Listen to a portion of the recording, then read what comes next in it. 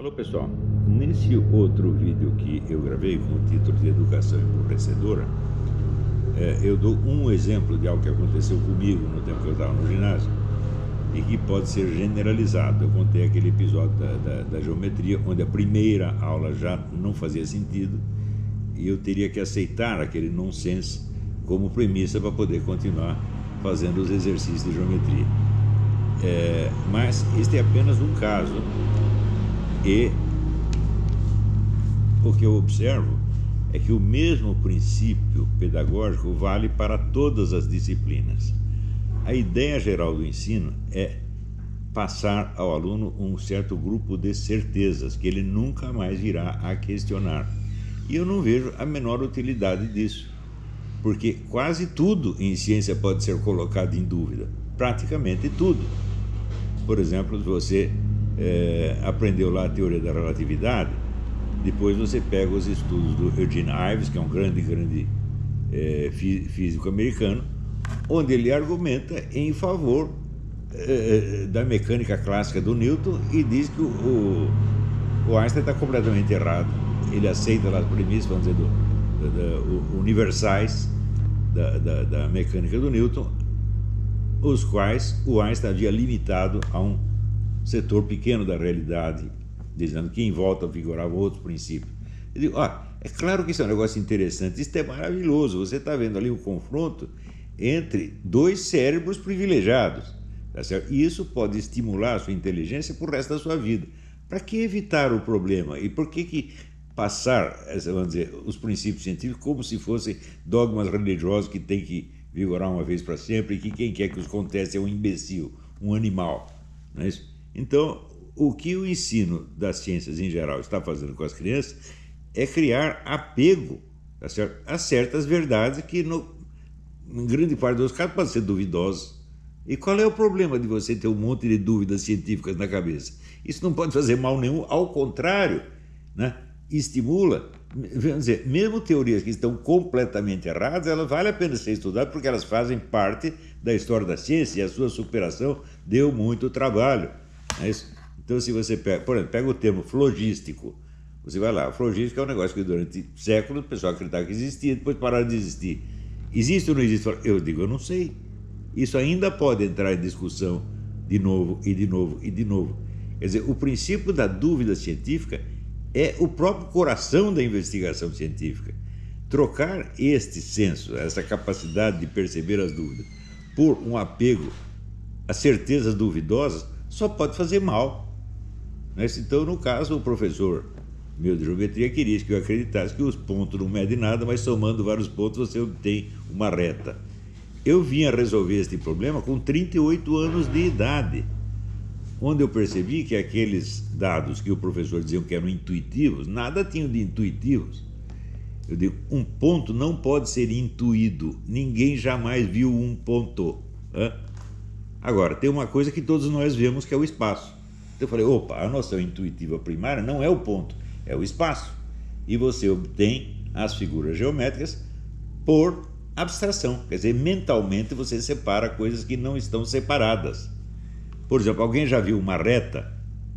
Ninguém nunca viu uma reta. Agora, eu vejo a aresta aqui desta mesa e separo mentalmente, só mentalmente, esta linha do resto da mesa. Então, isso não é obtido por intuição, mas por uma construção abstrativa. Ora, se o garoto no primeiro ano do ginásio, segundo, aprendesse o que é a construção abstrativa, ele estaria aprendendo muito mais do que ele aprender a geometria de Euclides inteira. E isso, então, eu considero que é regra geral. Vamos dizer, até questões históricas, onde não há jamais certeza absoluta, são passadas como se fossem verdades definitivas. Mesmo quando se trata, vamos dizer, de meros mitos ou lendas, como, por exemplo, a famosa tomada da Bastilha, né? Não havia... Quantos soldados havia defendendo a Bastilha? Nenhum.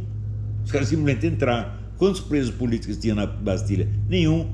Só tinha bêbado, né? Então, que significado político, histórico pode ter tido a Bastilha? Nenhum.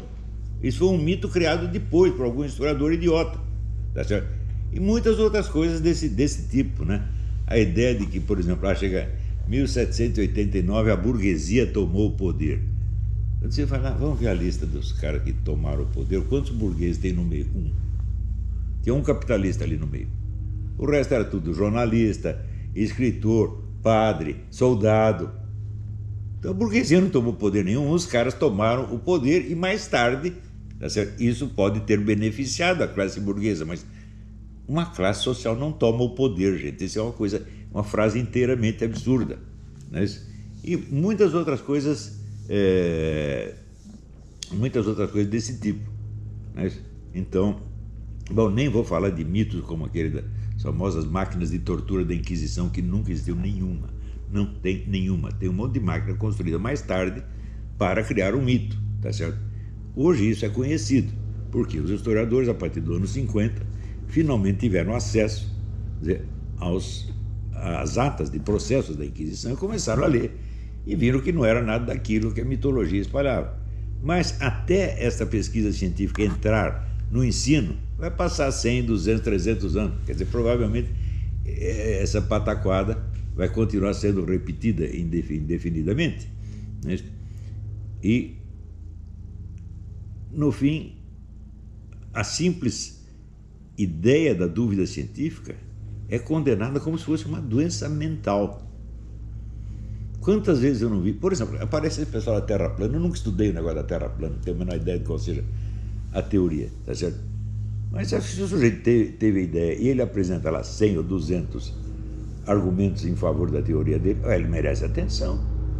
Não quer dizer que você tem que concordar com ele, mas você não pode tentar expulsar uma teoria da discussão chamando o seu autor de maluco. Isso aí não vale. Porque uma coisa é a veracidade ou falsidade de uma teoria, outra coisa completamente diferente é a sanidade ou doença mental do seu fulano. Uma coisa não tem nada a ver com a outra. Quer dizer, porque o sujeito é louco, ele não pode inventar uma teoria certa? Todo mundo sabe que tem muitos cientistas completamente doidos, né, que inventou coisas interessantes. O Turing era doido, né? O cara onde é o pioneiro do computador, ele era completamente doido e nem por isso ele deixou de inventar o negócio certo. E tem muito cara normal que só fala besteira, porra, né? Quer dizer, porque o sujeito quer dizer, qual é o seu argumento em favor da teoria tal? O inventor dela é são de cabeça. Ele apresenta, em vez de ele apresentar a prova, a teoria dele, apresenta o atestado médico. É uma coisa tão estúpida, né? Então, nunca me diga, essa teoria foi inventada por um louco. Eu digo, não, vamos ouvir o louco. Nós temos que discutir a teoria em si mesma e não na referência da doença mental ou sanidade do seu fulano. Agora, o nosso ensino secundário, ele só passa dogmas. Tudo ali é dogma, né? Você vê, até a teoria da evolução, eu falo, olha, a teoria da evolução é o assunto mais discutido no mundo. Eu tenho isso, cada vez que eu leio um argumento evolucionista, eu concordo. Cada vez que eu leio um anti-evolucionista, eu também concordo. Então, eu que não sou nada burro, eu não tenho certeza nenhuma a respeito desse treco. Eu não tenho opinião nenhuma. Talvez tenha daqui 20 anos, sei lá. Mas todo mundo que eu conheço tem uma opinião definitiva, sem ter sequer ouvido, né, o outro lado. Quer dizer, os dois lados têm pessoas eminentes defendendo os seus argumentos. Então, no mínimo, pela lei das probabilidades, deve haver alguma razão dos dois lados. Quanto tempo vai levar para resolver isso? Eu não sei. Santo Tomás de Aquino dizia, a verdade é filha do tempo. Quer dizer, uma discussão dessa pode levar 500, 200, 600, 1000 anos para resolver. E quando você entra no campo teológico, então, tem coisa que está em discussão há 2000 anos e ninguém chegou à conclusão. E qual é o problema? Quando as pessoas vêm com essas perguntas para cima de mim, eu digo, olha, se a humanidade for depender de que eu resolva essa questão, ela está lascada, porque eu não vou conseguir resolver.